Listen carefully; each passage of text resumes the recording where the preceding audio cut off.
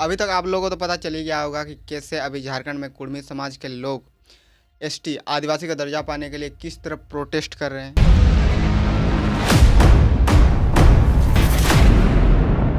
तो आज की इस वीडियो में मैं इसी टॉपिक पे बात करने वाला हूं कि आखिर क्यों कुर्मी समुदाय के लोग एसटी दर्जे की मांग कर रहे हैं और क्या कारण है कि जो लोग पहले से ही एसटी कैटेगरी में हैं वो इनकी और इनकी मांगों का जमकर विरोध कर रहे हैं। तो सबसे पहले हम लोग बात करते हैं आखिर ये कुर्मी समाज है क्या। तो कुर्मी समाज बेसिकली एक कृषि प्रधान समुदाय है जो कि झारखंड, पश्चिम बंगाल, उड़ीसा और बिहार के कुछ हिस्सों में पाया जाता है।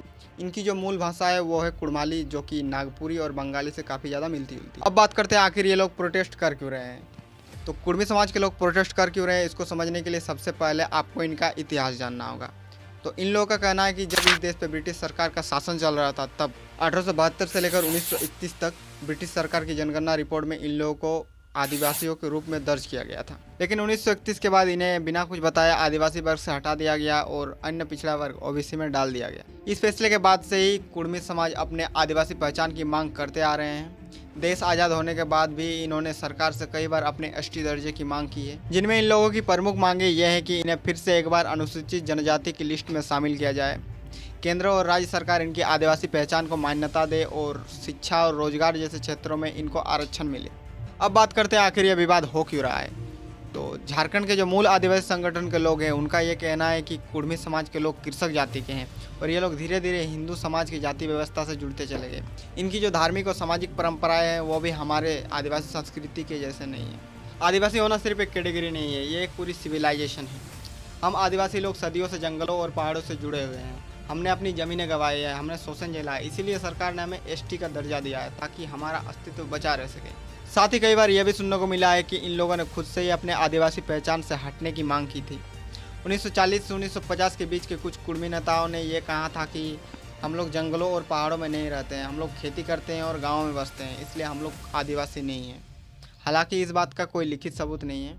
अगर इन लोगों को एसटी का दर्जा दे दिया गया तो जो मूल आदिवासी लोग हैं उनका आरक्षण में हिस्सा कम हो जाएगा, जिससे होगा ये जो आदिवासी छात्र छात्राओं के लिए नौकरी और स्कॉलरशिप बनाए गए हैं वो उनको नहीं मिल पाएगा। अब इस मुद्दे को देखते हुए बहुत से ऐसे वीडियो सोशल मीडिया पे वायरल किए जा रहे हैं जिससे कि इन दोनों कम्युनिटीज़ के बीच हेट बढ़ता जा रहा है।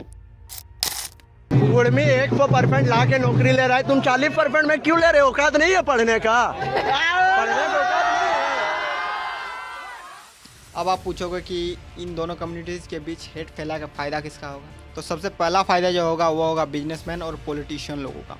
इन दोनों समुदायों को आपस में लड़ा के सबसे पहले तो इनके बीच का भाईचारा को ख़त्म किया जाएगा, फिर इनकी जंगल और ज़मीनों को हड़पा जाएगा। जब आदिवासियों के ज़मीनों को हड़पा जाएगा तब कुर्मी लोग बोलेंगे ठीक है लूटने दो सालों को, हमारा विरोध करते हैं। और जब कुर्मियों के ज़मीनों को हड़पा जाएगा तब आदिवासी लोग बोलेंगे ठीक ही हो रहा है इनके साथ, हमारा अधिकार छीनने आए थे। बाकी अभी तक इस पूरे मुद्दे पे झारखंड के मुख्यमंत्री जी का कोई ऑफिशियल स्टेटमेंट नहीं आया है और केंद्र सरकार ने भी अभी तक कोई निर्णय नहीं लिया है।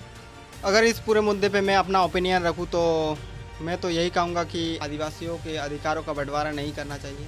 और रही बात कुर्मियों के अधिकारों का, तो उनके लिए सरकार को एक उचित आरक्षण व्यवस्था बनाना चाहिए ताकि उनको भी न्याय मिल सके। बाकी मुझे तो लगता है कि इसके पीछे किसी की बहुत ही गंदी पॉलिटिक्स है इन दोनों कम्युनिटीज़ को लड़वाने का। आपका क्या कहना है इस पूरे मुद्दे पे कमेंट में ज़रूर बताना और अगर वीडियो अच्छा लगे तो लाइक कर देना एंड हाइप ज़रूर करना ताकि यह वीडियो बाकी लोगों तक भी पहुंच सके। इस वीडियो को सपोर्ट दिखाइए एंड मिलता हूं आपको एक और नए वीडियो में।